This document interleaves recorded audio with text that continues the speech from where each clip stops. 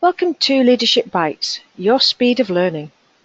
Have you ever wondered exactly how fast does your brain work? What we mean is, do you know how quickly you take in and assimilate new and novel information?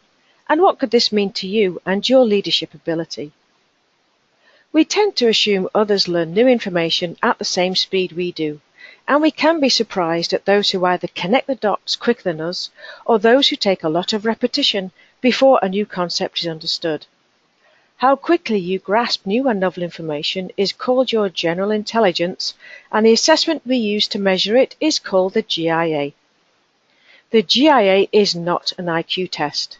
IQ is a predictor of academic success. Crystallized intelligence is what you already know. The GIA measures your fluid intelligence. The analogy we use is that of a moving river compared to that of a crystal. The knowledge that you have acquired accumulates like the developing crystal. The more you learn, the bigger the crystallized knowledge.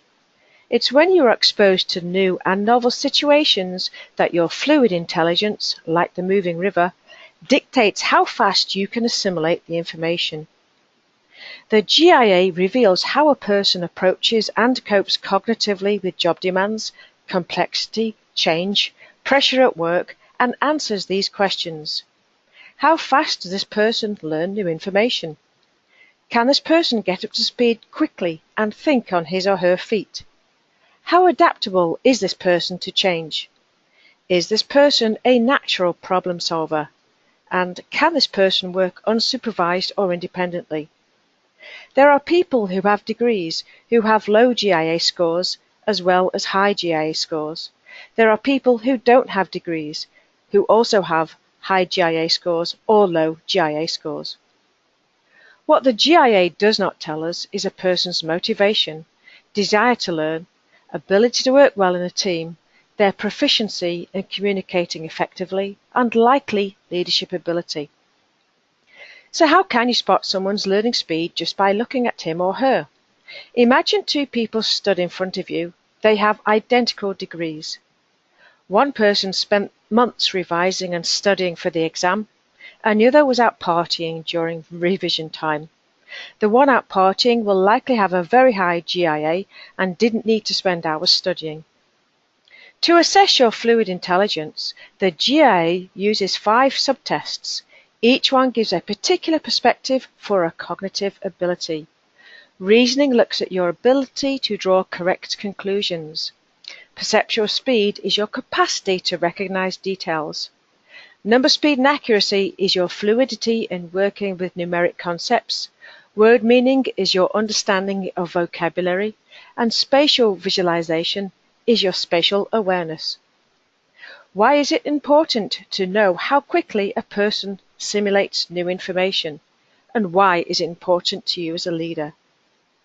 A leader with very high GIA is likely stimulated by constantly taking on new challenges, new projects, and developing new ideas. If some people on the team do not match this cognitive agility, the leader may leave them behind and frustrate them. The leader may also become frustrated if the team doesn't pick up new things as quickly as he or she does. A leader with average GIA will likely process new information about the same as everybody else, average. They may have some strengths in particular areas. For example, Martine and Aaron both scored 54th percentile, meaning overall they can compute new information about average, yet they have different cognitive strengths. Martine is faster at reasoning and Aaron faster at picking up errors and finding things out of place. A leader with lower than average GIA likely will take longer to learn new information and may prefer the type of role where they can rely on acquired knowledge and less new learning under pressure. Any team members with higher GIA may become frustrated at the lack of challenge or the pace of work. As the speed of business continues to pick up pace, the demands on leaders in some environments are becoming greater. They are expected not only to lead, but to be able to connect and communicate with their people too, and many roles are expected to do more with less time. The key for you is context. Do I want to lead, and if so, in what environment will I likely excel?